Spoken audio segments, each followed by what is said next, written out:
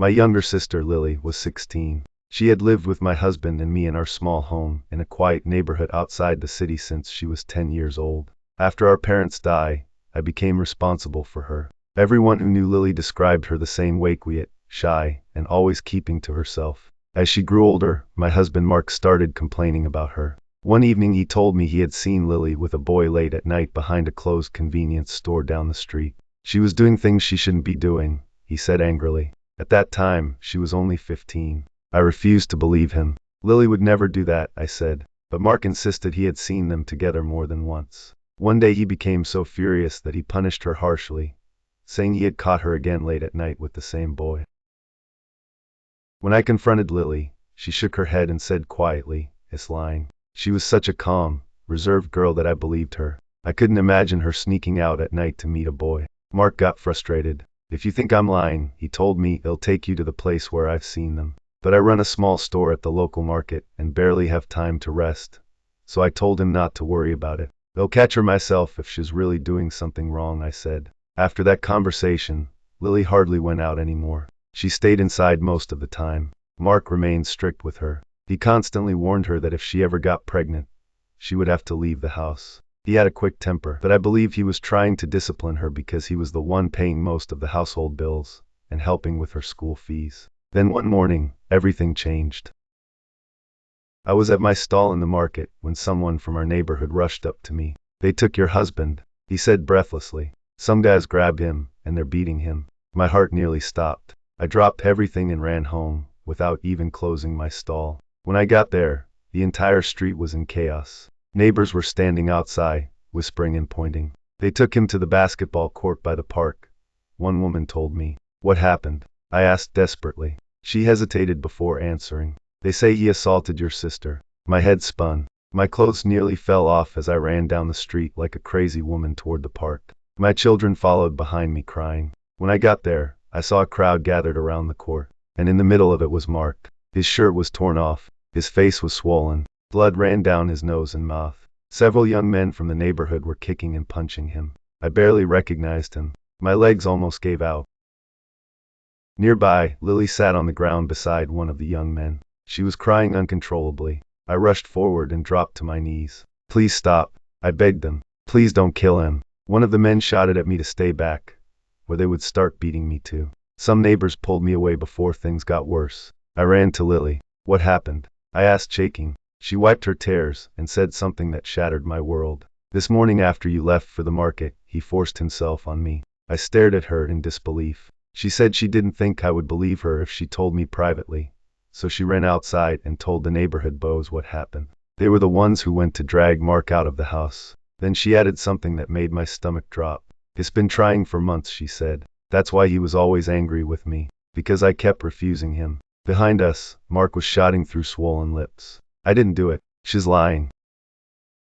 An elderly woman from our street came to stand beside me. "Do you believe your husband could do something like that?" she asked quietly. I didn't know what to say. Years earlier, Mark had cheated on me during a rough time in our marriage, so deep down I believed it might be true. The woman suggested asking my children what they saw, but the ones who had been home that morning were still too young to explain anything clearly. Eventually, some older men from the neighborhood stepped in to stop the beating before it got worse. They separated everyone and forced Mark to sit on the ground while people argued about what to do next. Some wanted to call the police immediately. Others said the situation should be handled within the community first. In the end, they warned that if we didn't settle things properly, they would report Mark to the police. My hands trembled. If the police arrested him, his life could be over. So I started calling family members, begging them for help.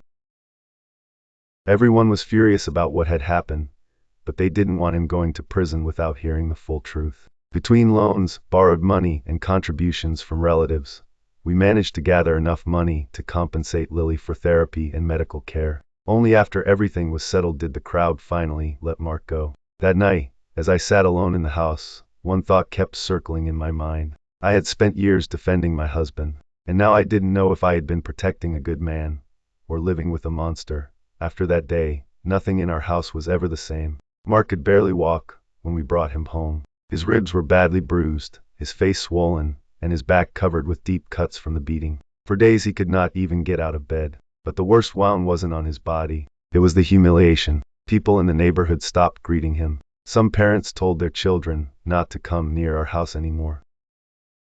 Whenever he stepped outside, whispers followed him. That's the man who assaulted his wife's sister. Even though the community had settled the issue, the damage had already been done. Meanwhile, Lily moved into a small room at the back of the house. I thought giving her the money for therapy would help her recover. But something inside me felt uneasy. The story she told kept bothering me. Small details didn't make sense. Mark kept insisting he was innocent.